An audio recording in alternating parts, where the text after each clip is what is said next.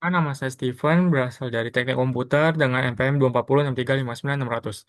Di sini saya bakal jelasin tentang tutam. Jadi pertama itu tutam itu tutam. Pertama itu ada switch, router sama interface. Switch sama router ini kurang lebih sama, dia buat menghubungkan ke suatu jaringan gitu, mau lokal mau network. Pokoknya pakai switch di layer 2, router di layer 3. Terus interface ini tuh kayak titik keluar dari switch atau router. Intinya dia kayak tempat colok lah, tempat buat nyolok gitu. Lalu di sini kita ada OSI model sama TCP model, jadi ada dua. Yang buat belajar itu pakai yang OSI, yang buat di yang realnya itu TCP. Jadi di OSI ini ada 7 layer, aplikasi presentasi di sini. TCP itu cuma ada 4 gitu. Lalu selanjutnya ada networknya operating system, ini bukan sistem operasi yang dimana buat komputer sama device itu mengkoneksikan komputer sama device ke dalam jaringan. Jadi device-nya itu bisa router atau bisa switch. Jadi fungsinya pokoknya buat di layer network gitu. Nah, ini user access ini gimana tempat user buat bisa ngakses device gitu. Jadi ada user yang tentu perintah-perintahnya terbatas. Kalau privilege ini lebih tinggi daripada user. Jadi biasanya aku buat nge-show, buat ya paling buat nge-show dan lain sebagainya itu di privilege. Kalau di global ini buat nge-config si device-nya. Lalu ini ada jenis-jenis kabel, ada koaksial. Koaksial ini bisa pakai copper. Nih, ini ada copper wire nih. Di copper wire itu fungsinya buat ini lapisan data, ada insulation buat ngelindungin, terus ada copper mesh itu buat ka- sebagai kabel gula dalam sistem. Jadi buat ngamanin copper wire-nya ini. Jadi ini tiga di atas ini pokoknya buat ngamanin si copper wire-nya. Lalu tube to spare ini kabel yang ada 4 warna dengan dililitin lah. Kalau shield ini sama, cuman bedanya dia ada pengamannya aja. Terus fiber optic ini tuh kabel biar yaitu makanya ini kabel buat transfer data tetapi dalam bentuk pulsa cahaya. Lalu yang ini ada strike through. Strike through ini jenis kabel yang warnanya itu sama. Jadi kalau misalkan dilihat di sini 1234568-nya itu dia sama pinnya gitu. Jadi dia cocok lah, sama sejenis gitu. Kalau crossover dia beda. Jadi ada yang tipe A, ada yang tipe B, di mana yang tipe A-nya itu ada beberapa yang berbeda. Contohnya ini. Nih, contohnya ini yang di nomor 1 beda, nomor 2 beda, nomor 3 beda, nomor 4, nomor 5, nih nomor 6-nya beda, nomor 7, sama nomor 8 sama. Jadi ada beberapa yang beda lah pokoknya kalau crossover. Kalau rollover ini tuh nomor 1 dihubungin ke nomor 8 dan sebalik, nomor 2 dihubungin ke 7 dan sebagainya lah gitu. Ini port ini di mana komputer itu biar bisa ngelakuin koneksi gitu. Jadi port ini kayak port number di mana komputer nanti bisa bedain kalau port ini itu kemana, port ini itu kemana gitu. Jadi ada beberapa jenisnya kayak Fast Ethernet port, ada Gigabit Ethernet port, ada Serial port.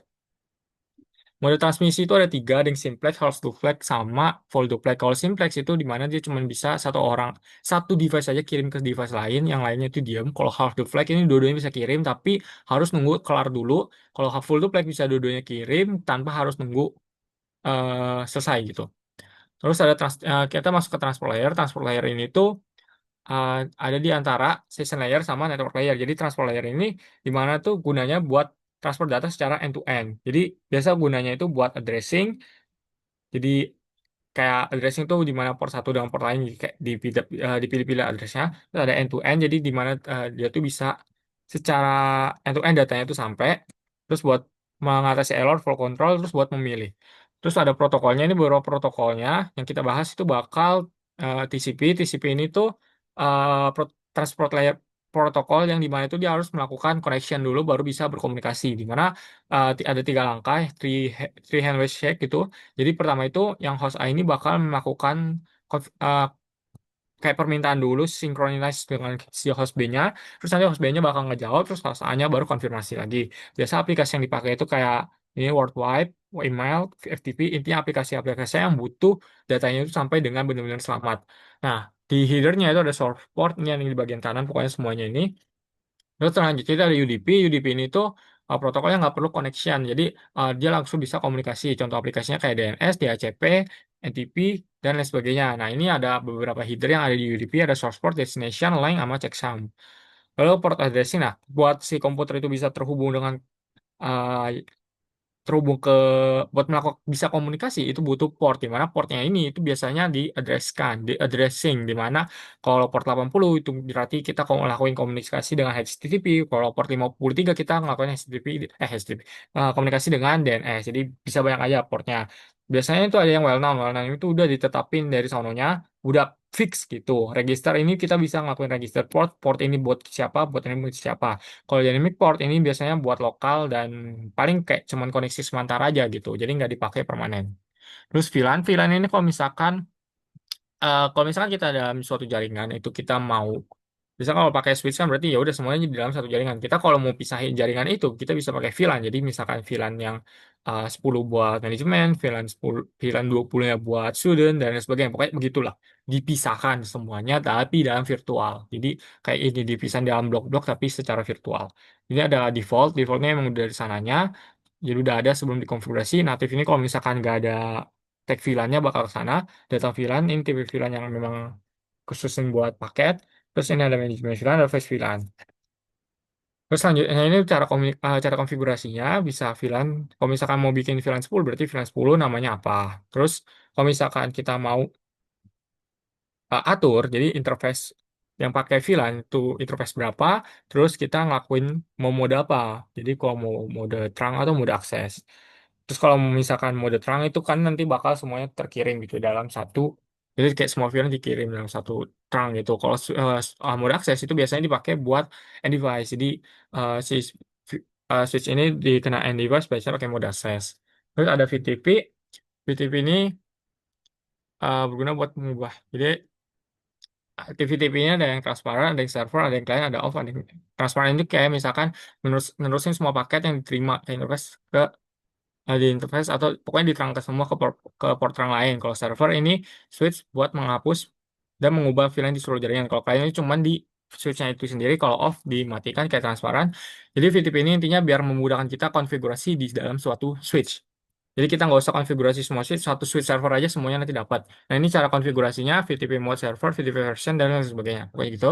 Nah ini ada yang namanya interVLAN. InterVLAN ini ada tiga jenis, ada yang biasa, ada yang pakai router, ada yang pakai switch layer 3. Jadi kalau yang biasa ini ya udah pakai router satu terus dihubungin. Jadi kalau misalkan ini tuh nanti bakal banyak router yang pakai. Kalau yang pakai ROS ini cuma pakai satu router aja. Jadi satu router nanti bisa dipakai ke semua satu router nanti satu routernya ini bikin sub interface sehingga satu routernya ini kayak seolah-olah banyak router. Kalau switch ini pakai switch aja jadi nanti bisa dipakai. Nah ini cara konfigurasi untuk yang ROS. Jadi satu router bisa dilakuin. Terus ini buat yang layernya.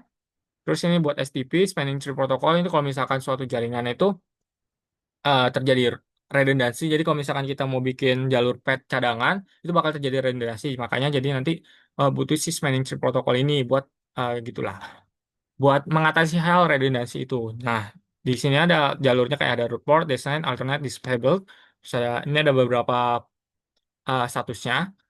Terus ini cara melakukan konfigurasinya dan sebagainya. Ada ini waktu yang nggak cukup, sumpah. Terus ini buat either channel. Either channel itu kalau misalkan kita mau menggabungkan dua port secara jadi satu gitu. Ini contohnya either channel nih, kayak satu yang di sini jadi either channel. Ada yang PAGP sama LHCP. Biasanya yang PAGP ini buat Cisco, LHCP yang secara universal. Terus ada DHCP. DHCP ini buat ngasih IP ke klien. Pokoknya buat ngasih IP dari end device dari server ke klien lah. Aduh, waktunya nggak cukup. Ada DHCP 4, dan ada discover dulu, over, terus dan sebagainya. Ada DHCP 6, cara langkahnya seperti ini. Terus DHCP 4, ini konfigurasi di DHCP 4, konfigurasi DHCP 6, terus ada DHCP relay.